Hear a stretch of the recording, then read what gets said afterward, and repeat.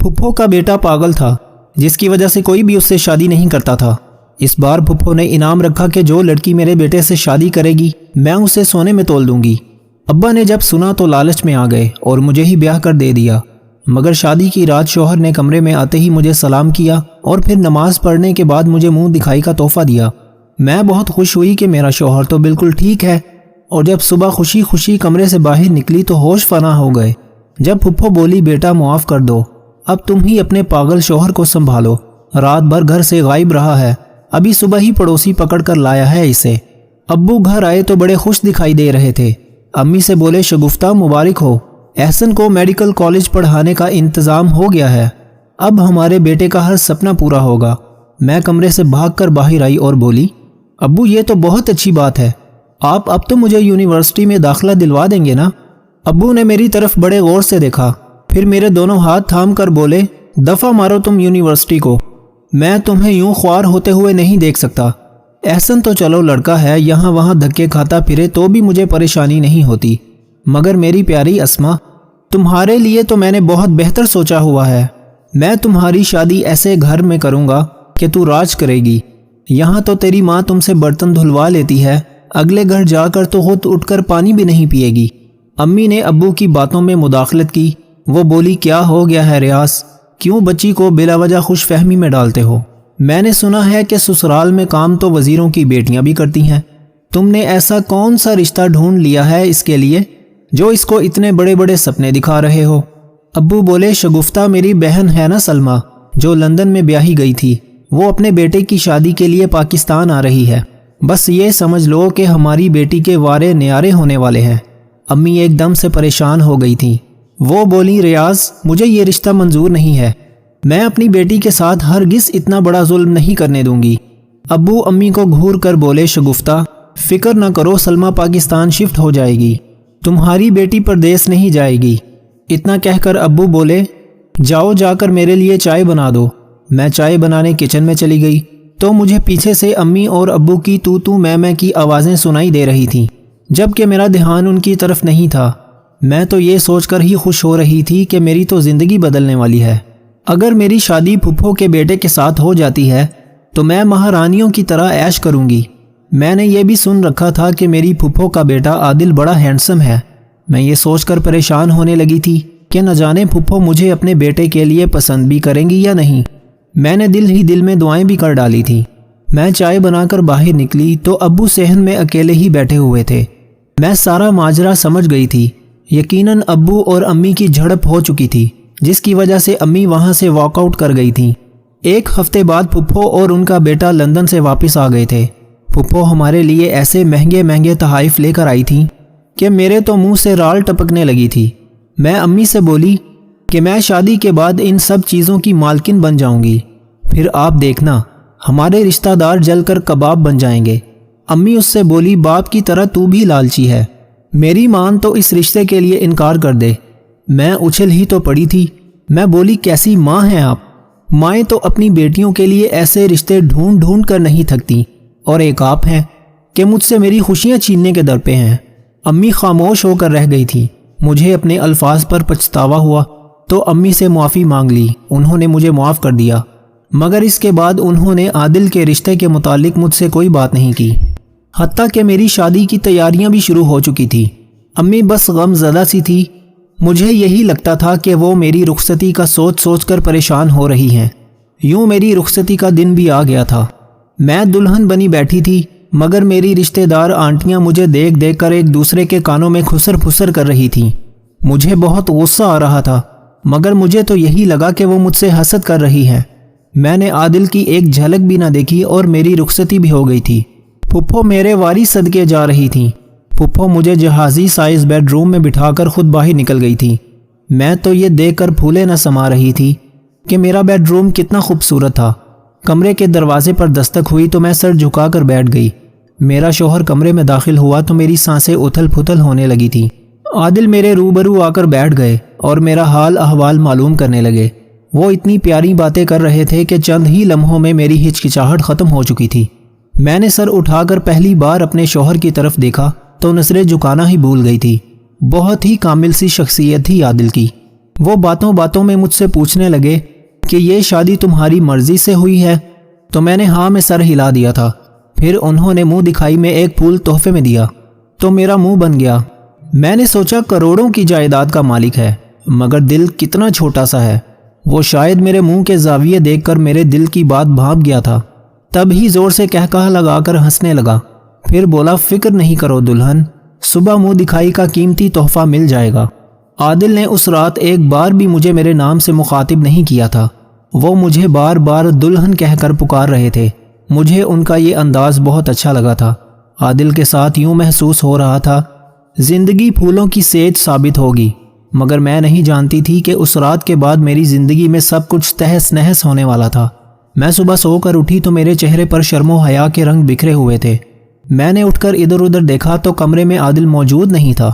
میں نے اٹھ کر شاور لیا اور خوبصورت سا کامدار میرون سوٹ پہن لیا تھا۔ میں تیار ہو کر صوفے پر بیٹھ کر عادل کے آنے کا انتظار کرنے لگی تھی۔ بہت دیر بعد میرے کمرے کے دروازے پر دستک ہوئی تو پھپھو کمرے میں داخل ہو چکی تھی۔ ان کے ساتھ ایک نیم دیوانہ سا لڑکا بھی موجود تھا۔ پھپھو بولی اسما معاف کرنا مجھے، مگر اب میں مزید یہ ذمہ داری نہیں سنبھال سکتی۔ پکڑو اپنے پاگل شوہر کا ہاتھ، اب تم جانو اور تمہارا کام جانے۔ رات بھر میں تو باہر لاؤنج میں بیٹھی سوکھ کر کانٹا ہو چکی تھی، مگر تمہیں اس لیے نیند سے نہیں اٹھایا کہ چلو پہلی رات ہے، تم تھکی ہوئی ہوگی، ابھی یہ سنبھالو اپنا شوہر، اور ہاں یہ منہ دکھائی کی انگوٹھی بھی پکڑو۔ پھپھو کی باتیں سن کر میرا دل دہل گیا تھا۔ میں کبھی عادل کی طرف دیکھ رہی تھی تو کبھی پھپھو کی طرف دیکھ رہی تھی۔ پھپھو نے ہیرے کی انگوٹھی زبردستی ہی میرے ہاتھ میں پہنا دی اور خود باہر چلی گئی تھی، جبکہ میں سائڈ ٹیبل پر بڑے گلاب کے پھول کو دیکھتی رہ گئی تھی۔ میں نے اپنا سر دونوں ہاتھوں میں گرا لیا تھا۔ نہ جانے کل رات کس نے میرے ساتھ اتنا بڑا دھوکہ کیا تھا اور خود کو عادل کہتا رہا تھا، مگر اب سامنے کھڑے عادل کو دیکھ کر تو میں عجیب سی ہو گئی تھی۔ وہ دیوانہ سا لڑکا، منہ سے ٹپکتی رال اور نیند سے بوجھل آنکھیں، اس نے خود کو بیڈ پر گرا لیا اور بولا اسما تم میری بیوی ہو نا؟ کل ہماری شادی ہو گئی، مگر میرا دل کر رہا تھا کہ میں سڑکوں پر بھاگتی گاڑیاں دیکھوں، اس لیے میں رات بھر گھر نہیں آیا۔ اب نیند بھی آ رہی ہے مگر تم فکر نہ کرو، میں سو کر اٹھوں گا نا تو تمہیں بھی اپنے ساتھ گاڑیاں دیکھنے لے جاؤں گا۔ وہ باتیں کرتا کرتا سو گیا تھا، جبکہ میری نظریں اب بھی اس پھول پر ٹکی تھیں جو مجھے منہ دکھائی کے تحفے کے طور پر ملا تھا۔ میری آنکھوں سے آنسو بہنے لگے تھے، میں زارو قطار رونے لگی تھی۔ یہ میرے ساتھ تقدیر نے کیسا کھیل کھیلا تھا۔ دل کر رہا تھا کہ چیخ چیخ کر سب کو بتاؤں کہ میرے ساتھ کیا ہو چکا ہے، مگر چپ ہی رہ گئی تھی۔ روتے روتے میری ہچکی بن گئی تھی، نہ جانے کتنے گھنٹے میں یوں ہی روتی رہی تھی۔ تب مجھے ملازمہ بلانے آئی تھی۔ وہ بولی بیگم صاحبہ آپ سے آپ کے والدین ملنے آئے ہیں۔ میں بھاگ کر باہر نکل گئی۔ میں امی کے گلے لگ کر پھوٹ پھوٹ کر روتی رہی۔ امی بولیں کیا بات ہے میری بچی، یوں رو رو کر میرا دل چھلنی مت کرو۔ میں بولی امی میرے ساتھ بہت بڑا دھوکہ ہو گیا ہے، عادل تو پاگل ہے، پھپھو نے اپنے سگے بھائی کے ساتھ ہی دھوکہ کر ڈالا۔ امی ایک دم سے پھنکار کر بولی نہیں بیٹی، تمہاری پھپھو نے کسی قسم کا کوئی دھوکہ نہیں کیا، بلکہ تیرے باپ کی آنکھوں پر لالچ کی پٹی بن گئی تھی، یا یوں کہنا زیادہ مناسب ہوگا کہ تیرے باپ نے اپنے بیٹے کی میڈیکل کالج میں پڑھنے کی خواہش پوری کرنے کے لیے تمہیں قربان کر دیا ہے۔ تمہاری پھپھو کئی سالوں سے خاندان بھر سے اپنے پاگل بیٹے کے لیے رشتہ مانگ رہی تھی، مگر کسی نے ہاں نہیں کی، تو پھپھو نے لالچ دے دیا کہ جس نے اپنی بیٹی کی شادی میرے بیٹے سے کروا دی میں اسے سونے میں تول دوں گی۔ اتنی سی بات پر تیرے باپ نے تجھے فروخت کر دیا۔ میں نے بڑی بے یقینی سے ابو کی طرف دیکھا۔ وہ بولے اپنی ماں کی باتوں میں مت آنا، میں نے تو تیری خوشیوں کی خاطر یہ رشتہ قبول کیا تھا۔ مانا کہ لڑکا پاگل ہے، مگر یہ سوچ یہ حویلی اب تیری ہے، اب تو اس کی مالکن ہے، جو جی میں آتا ہے کھا پی۔ میں بولی ابو جب دل خوش نہ ہو تو نہ کھایا جاتا ہے اور نہ ہی پیا جاتا ہے، آپ نے میرے ساتھ بہت برا کیا ہے، اب ہمارا رشتہ ختم، نہ میں آپ کی بیٹی اور نہ ہی آپ میرے والدین۔ میں اتنا کہہ کر باہر نکل آئی تھی۔ پیچھے سے مجھے امی کے رونے کی آواز آتی رہی تھی۔ مجھے ملازمہ نے بتایا کہ پھپھو بلا رہی ہیں۔ میں پھپھو کے کمرے میں گئی تو وہ کافی پریشان لگ رہی تھی۔ وہ بولی مجھے اب پتہ چلا ہے کہ میرے بھائی نے اپنی ہی بیٹی کو یہ نہیں بتایا کہ عادل پاگل ہے، میں تو یہ سمجھی تھی کہ تم نے اپنی مرضی سے یہ شادی کی ہے۔ میری بچی میں تم سے شرمندہ ہوں، مگر تمہیں ایک بات بتاؤں کیا؟ عادل کا علاج چل رہا ہے ڈاکٹرز پر امید ہیں کہ وہ جلد ٹھیک ہو جائے گا۔ اب بس تم نے ہمت نہیں ہارنی، تم نے میرے ساتھ مل کر عادل کی بیماری سے لڑنا ہے۔ یہ پیدائشی طور پر بیمار نہیں ہے، یہ تو 10 سال کی عمر میں ایسا ہوا تھا۔ ڈاکٹرز نے بتایا کہ اس نے کسی بات کا سٹریس لے لیا تھا، پھر اس کی بیماری بڑھتی گئی اور یہ اس حال میں پہنچ گیا، مگر میں اور ڈاکٹرز پر امید ہیں کہ وہ ٹھیک ہو جائے گا۔ پھپھو نے مجھے کافی تسلی دی۔ پھر میں کمرے سے باہر نکل گئی تھی۔ میں لان میں پڑی کرسیوں میں سے ایک کرسی پر بیٹھ گئی۔ میں اندازہ لگانے کی کوشش کر رہی تھی کہ مجھے کس بات کا سب سے زیادہ غم ہے، عادل کے پاگل ہونے کا یا پھر کل رات کے واقعے کا۔ تو پتہ چلا کہ عادل کے پاگل ہونے کا مجھے رتی برابر بھی غم نہیں تھا۔ اگر کل رات والا سانحہ نہ ہوتا تو میں اب بالکل ریلیکس ہوتی، راتوں رات امیر ہونے کی خوشی منا رہی ہوتی، مگر اب سب کچھ الٹ پلٹ ہو گیا تھا۔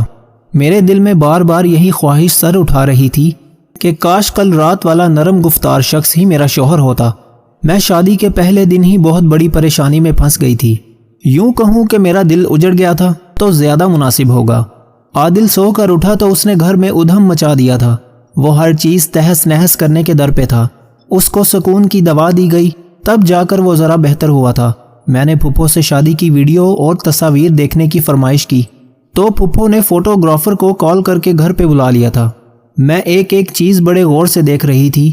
میں کل رات والے لڑکے کو ڈھونڈنا چاہ رہی تھی۔ وہ یقیناً پھپھو کا کوئی رشتہ دار ہی تھا جو شادی پر مدعو تھا، لیکن وہ لڑکا مجھے کہیں نظر نہیں آیا تھا۔ یہی فکر مجھے کھائے جا رہی تھی۔ پھر عادل بھی رات بھر ادم مچاتا رہتا تھا۔ کئی بار اس نے کینچی سے میرے بال کترنے کی کوشش کی تھی۔ وہ خود کو بھی اکثر نقصان پہنچاتا رہتا تھا۔ شیشہ توڑ کر خوش ہوتا، پھر ہاتھ پر پھیر کر خون دیکھ کر ڈر جاتا اور دھاڑے مار مار کر روتا رہتا۔ شادی کے 1 ماہ میں ہی میں سوکھ سوکھ کر کانٹا بن چکی تھی۔ میں شاید سٹریس میں آ چکی تھی۔ کوئی مجھے دیکھ لیتا تو ہرگز نہ پہچانتا۔ ایک شام عادل گھر سے نہ جانے کیسے فرار ہو گیا تھا۔ سب اس کو ڈھونڈ ڈھونڈ کر تھک چکے تھے۔ پھپھو کا رو رو کر برا حال تھا، مگر میرے اندر سکون ہی سکون اتر آیا تھا۔ میں آرام سے کمرے میں جا کر لیٹ گئی تھی۔ تب ہی میرے کمرے کی کھڑکی کو باہر کی طرف سے کسی نے دھکا دیا تھا۔ میں سہم کر اٹھ بیٹھی تھی۔ پھر جو شخص کھڑکی سے کود کر اندر داخل ہوا تھا، اسے دیکھ کر میرے سب زخم ہرے ہو گئے تھے۔ وہ وہی لڑکا تھا جو شادی کی رات میرے کمرے میں آیا تھا۔ وہ مجھے دیکھ کر میرے پاس آ گیا اور بولا، اسما کتنی کمزور ہو گئی ہو نا؟ میں جانتا ہوں کہ تمہارا پاگل شوہر تمہیں بہت تنگ کرتا ہے۔ تمہاری زندگی جہنم بن چکی ہے۔ ایسے میں تم مجھے اس جہنم سے باہر جھانکنے والی کھڑکی بنا لو، میں تمہیں خوش رکھوں گا۔ تمہارا پاگل شوہر تو تمہیں سٹریس کے سوا دے ہی کیا سکتا ہے۔ میں نے ایک زوردار تھپڑ لڑکے کے منہ پر دے مارا تھا۔ وہ ہکا بکا رہ گیا۔ میں بولی، تم نے میری زندگی تباہ کر دی ہے۔ تم نے مجھ سے میری حقیقی خوشی چھین لی ہے۔ میں تمہارے بارے میں سوچ سوچ کر کڑتی رہتی ہوں۔ وہ ہنس کر بولا، مانو یا نہ مانو اسما، تمہیں مجھ سے محبت ہو گئی ہے۔ میں نے اس بات میں سر ہلا دیا اور بولی، ہاں میں مانتی ہوں مجھے تم سے محبت ہو گئی ہے، مگر اس محبت کی گلی کو کوئی راستہ نہیں جاتا۔ وہ میرے پاس بیٹھ کر مجھے بڑی دیر سمجھاتا رہا کہ میں اس سے دوستی کر لوں، مگر میں انکار کرتی رہی اور بولی، جو چیز میرے اللہ کو ناپسند ہے وہ مجھے کیسے پسند ہو سکتی ہے۔ پھر باہر سے شور آنے لگا تو وہ لڑکا کھڑکی سے کود کر باہر نکل گیا تھا۔ میں باہر نکلی تو عادل خون سے لت پت بیٹھا رو رہا تھا۔ پھپھو بھی دھاڑے مار مار کر رو رہی تھی۔ میں آگے بیٹھ کر بولی، کیا ہوا پھپھو؟ پھپھو پھنکار کر بولی، تمہیں اس سے کیا؟ میرا بیٹا جیے یا مرے، تم اپنی نیند پوری کرو جا کر۔ میں 2 قدم پیچھے ہٹی، پھر بھاگتی ہوئی اپنے کمرے میں چلی گئی تھی۔ زندگی بہت بوجھل ہو چکی تھی۔ ایسے میں مجھے ایک ہمدرد دوست کی ضرورت تھی، اور یہ دوست اس لڑکے کے سوا اور کوئی ہو ہی نہیں سکتا تھا، مگر میں حالات سے تنگ ہو کر خود کو گناہ کے سپرد نہیں کر سکتی تھی۔ رات ہوئی تو عادل بیڈ روم میں آ گیا تھا۔ وہ مجھے بڑی عجیب سی نظروں سے دیکھ رہا تھا، ایسے جیسے کچھ کہنا چاہ رہا ہو۔ میں اس کے پاس جا کر بیٹھ گئی اور اس کا ہاتھ تھام کر بولی، عادل میں نے تمہارا خیال نہیں رکھا، حالانکہ مجھے چاہیے تھا کہ میں تمہیں کمپنی دیتی، تمہارے غموں کا مداوع کرتی، لیکن جو کچھ ہو چکا ہے میں اس کے لیے معافی مانگتی ہوں۔ اب ہم دوستی کر لیں گے اور بہت اچھے دوست بن کر رہیں گے۔ عادل مسکرا دیا اور بولا، تم بہت اچھی ہو اسما۔ عادل کے انداز پر میں چونک گئی تھی، مگر میں نے اسے نہیں روکا۔ میں چاہتی تھی کہ وہ آج کھل کر سب باتیں کہہ دے۔ مجھے علم تو ہو کہ اس کی دماغی حالت کیسی ہے۔ پھر وہ بولا، اسما تم جانتی ہو کیا بچے کے لیے سب سے زیادہ اذیت ناک کیا چیز ہوتی ہے؟ ماں باپ کا جھگڑا۔ میں لندن میں پلا بڑا تھا، میری ماں کم پڑھی لکھی تھی، ڈیڈ کو پسند نہیں تھی میری ماما، اور ان کی شادی ہو گئی۔ ڈیڈ ماما سے اپنی محرومیوں کا بدلہ لیتے رہے۔ گھر میں ہر وقت مار پیٹ ہوتی تھی۔ ماما کو علم نہیں تھا کہ ایسے حالات سے کیسے نکلا جاتا ہے۔ میری ماما لندن میں اکیلی تھی، کوئی رشتہ دار بھی نہیں تھا جس کے پاس جا کر وہ مدد حاصل کر لیتی۔ مجھے بہت ڈر لگتا تھا جب ڈیڈ ماما کو مارا کرتے تھے۔ ایک دن انہوں نے ماما کے سر میں گلدان دے مارا، ہر طرف سرخی پھیل گئی تھی۔ اس دن میں ڈر کی وجہ سے بے ہوش ہو گیا تھا۔ میرے بے ہوش ہونے کی وجہ سے ڈیڈ اس قدر خوف زدہ ہو گئے تھے کہ انہوں نے ہفتہ بھر ماما پر ہاتھ نہیں اٹھایا تھا۔ اب جب ڈیڈ ماما کو مارنے لگتے، میں جان بوجھ کر بے ہوش ہو جایا کرتا تھا۔ یوں کرتے کراتے میں نے خود کو پاگل ظاہر کرنا شروع کر دیا تھا۔ اب ڈیڈ مجھ سے اس قدر الجھ گئے تھے کہ انہیں ماما سے لڑنا جھگڑنا ہی بھول گیا تھا۔ اب میں خود پر آئے دن زیادہ سے زیادہ بیماری طاری کرتا رہا اور یوں میں اپنی شناخت بھول گیا۔ اسما، اس پاگل پن کے ناٹک کی وجہ سے میری تعلیم ادھوری رہ گئی، مجھ سے میرے دوست بچھڑ گئے، میں بھری دنیا میں تنہا رہ گیا۔ تمہیں پتہ ہے پھر کیا ہوا؟ میری ماما نے ڈیڈ کو چیٹ کرنا شروع کر دیا۔ ماما میرے سامنے اپنے دوست کو گھر بلانے لگی تھی۔ وہ تو یہ سمجھتی تھی کہ میں پاگل ہوں، اس لیے انہوں نے مجھ سے حیا کرنا چھوڑ دیا تھا۔ میں یہ صدمہ برداشت نہ کر سکا اور میں سچ میں پاگل ہونے لگا تھا۔ فیملی میں میرے پاگل پن کا قصہ پھیل گیا تھا۔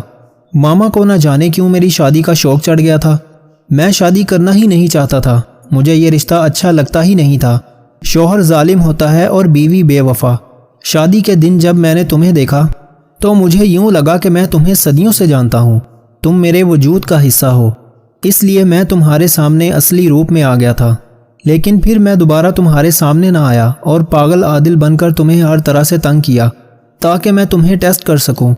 میں آج پھر سے اپنی اصلی حالت میں تمہارے سامنے آیا، تمہیں دوستی کی آفر کی، مگر تم نے اس کو ٹھکرا کر اپنے کردار کی گواہی دے دی ہے۔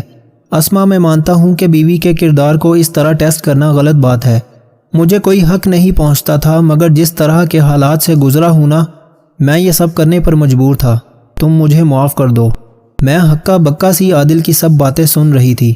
پھر وہ اٹھا، اس نے اینک اتار کر سائیڈ پر رکھ دی، اپنے چہرے سے نکلی داڑھی بھی اتار دی اور کمر سے خم ختم کرتا ہوا بالکل سیدھا کھڑا ہو گیا۔ اور پھر باتھ روم جا کر اس نے جب اپنا منہ دھو لیا تو چہرے سے سانولا رنگ اتر گیا۔ اب میرے سامنے نکھرا نکھرا عادل کھڑا تھا، میری آنکھوں سے آنسو برسنے لگے تھے۔ عادل بولا، اسما، میں تم سے بہت محبت کرنے لگا ہوں۔ میں اپنی زندگی شاید یوں ہی بتا دیتا، کبھی کسی پر اپنی اصلیت ظاہر نہ کرتا، مگر اب مجھے ڈر لگنے لگا تھا کہ تم مجھے چھوڑ کر نہ چلی جاؤ۔ میں روتے روتے ہنس دی تھی۔ میں بولی، اللہ کا لاکھ لاکھ شکر ہے، میں جو چاہتی تھی اس نے مجھے وہ عطا کر دیا۔ ہم نے یہ ساری باتیں پھپھو کو بھی بتا دی تھیں، بس عادل نے مجھے منع کر رکھا تھا کہ تم چیٹ کرنے والی بات میری والدہ سے نہ کرنا۔ عادل جب صحیح سلامت اپنی والدہ کے پاس جا کر کھڑا ہوا تو وہ بھی اسے حیران ہو کر دیکھنے لگی تھی۔ غم کے بادل چھٹ گئے تھے، خوشیوں کا سورج طلوع ہو چکا تھا۔ چھوٹی چھوٹی نیکیاں ایسی ہیں جو انسان کی پریشانیوں کو کھا جاتی ہیں۔ کسی انسان کا اچھا سوچنا بھی نیکی میں شامل ہے، یہ نیکی بھی کر لیا کرو۔ جب آپ بچوں کو مارتے ہیں تو اس کا ایک ہی مطلب ہے کہ آپ میں سمجھانے کی صلاحیت موجود نہیں ہے۔ وقت زندگی کا وہ ترازو ہے جو برے وقت میں اپنوں کا وزن بتا دیتا ہے۔ مرد ذات کو حسن کا لالچ لے ڈوبا، عورت کو امیر لوگوں سے شادی کا لالچ، دینداری، سیرت، اچھے لوگوں کو پیچھے چھوڑ دیا۔ پھر نتیجہ کیا نکلا؟ جھگڑے، طلاقیں اور فساد، پیٹھ پیچھے وار، چغلیاں، سازشیں۔ یہ دنیا والے کیوں بھول گئے ہیں کہ یہ تماشا خدا بھی دیکھ رہا ہے۔ دوسرے لوگوں میں اپنے اندر کی گندگی تلاش کرنے کو شک کہتے ہیں۔ اپنی زبانوں کو عادی بناؤ سلام کرنے کا، اس سے دشمن کم ہوتے ہیں اور دوست بڑھتے ہیں۔ زندگی میں کچھ بھی کرنے کا ارادہ رکھتے ہو تو لوگوں کے بھروسے پر نہیں بلکہ اپنے بھروسے پر اور اپنے دم پر کرو، کیونکہ لوگ تمہیں تبھی اٹھاتے ہیں جب مٹی میں ملانا ہو۔ اپنی نیکیوں کو بھول جانا اور دوسروں کی نیکیوں کو یاد رکھنا مومن شخص کی نشانی ہے۔ انسانوں سے غلطی ہو ہی جاتی ہے، ہمیشہ غلطی کا اعتراف کرو، سرخرو ہو جاؤ، میرا رب کریم بہت عزتوں سے نوازے گا۔ اپنی بیٹیوں کا نکاح بدتمیز اور جاہل لوگوں میں کبھی نہ کرو، قسم سے اس بیٹی کو مارنے کی ضرورت پیش نہیں آئے گی، وہ کچھ عرصے میں خود ہی مر جائے گی۔ صبر اور برداشت کرنے والوں کا مقدمہ اللہ تعالیٰ کے پاس جاتا ہے۔ جب عقل پر پردہ پڑ جائے تو سمجھانے والا آدمی سب سے برا لگنے لگتا ہے۔ تمہاری زندگی ایک آئینے کی طرح ہے، اگر تم اس کو مسکرا کر دیکھو گے تو بدلے میں بھی مسکراہٹ ملے گی۔ کسی سے صلح کرنی ہو تو پرانی باتیں کبھی نہ دہرانا، ورنہ صلح نہیں جنگ ہوگی۔ کتنی عجیب اور دلکش سی بات ہے کہ سمندروں کے رب کو اپنے بندے کا ایک آنسو پسند ہے۔ تمہاری زندگی میں لوگوں کے آنے کا بھی ایک مقصد ہے، کچھ تمہیں سکھائیں گے، کچھ آزمائیں گے، کچھ تمہارا استعمال کریں گے اور کچھ تمہیں جینے کا صحیح طریقہ سکھائیں گے۔ اپنا حصہ مانگ کر دیکھیں، تمہارے رشتے بے نقاب ہو جائیں گے، اور اپنا حصہ چھوڑ کر دیکھیں تو کانٹے بھی گلاب ہو جائیں گے۔ زندگی میں اگر وقت ایک جیسا رہتا تو انسانوں کی پہچان کیسے ہوتی؟ تمہارے جسم کے یہ اعضاء اگر سن ہونے لگے تو یہ موت کے قریب آنے کی نشانی ہے۔ تمہارے پاؤں کا انگوٹھا اور پاؤں کی تلی۔ تنہائی ایک بہت بڑی طاقت ہے جسے سنبھالنا کمزور لوگوں کا کام نہیں، اور اسے بہت کم لوگ سنبھال پاتے ہیں۔ کبھی کبھی انسان لوگوں کا برا رویہ اس لیے برداشت کر رہا ہوتا ہے کیونکہ ان سے پیار ہوتا ہے، محبت ہوتی ہے۔ ہم بہت تھوڑی سی زندگی خود کے لیے جی پاتے ہیں، یہ زندگی زیادہ تر تو دوسروں کا بھرم رکھنے میں ہی بسر ہو جاتی ہے۔ اللہ نے عورت کو تیسری آنکھ بھی دی ہے جس سے وہ مرد حضرات کے اس انداز کو پہچانتی ہے جس انداز سے وہ اسے دیکھتا ہے۔ کسی کو زیادہ سیدھا سادہ بھی نہیں ہونا چاہیے۔ یاد رکھو، جنگلوں کے اندر سیدھے درختوں کو جلد کاٹ دیا جاتا ہے اور ٹیڑھے درخت اپنی جگہ پر کھڑے رہتے ہیں۔ محسن وہ شخص ہے جو تمہارے برے وقت میں تمہارے کام آئے، اور مخلص وہ ہے جو تمہارا ساتھ نہ چھوڑے۔ پیارے دوستو، اگر آپ کو ہماری یہ ویڈیو پسند آئی ہے تو ویڈیو کو لائک کریں اور اوکے کوٹس چینل کو سبسکرائب کرنا نہ بھولیں۔ جزاک اللہ۔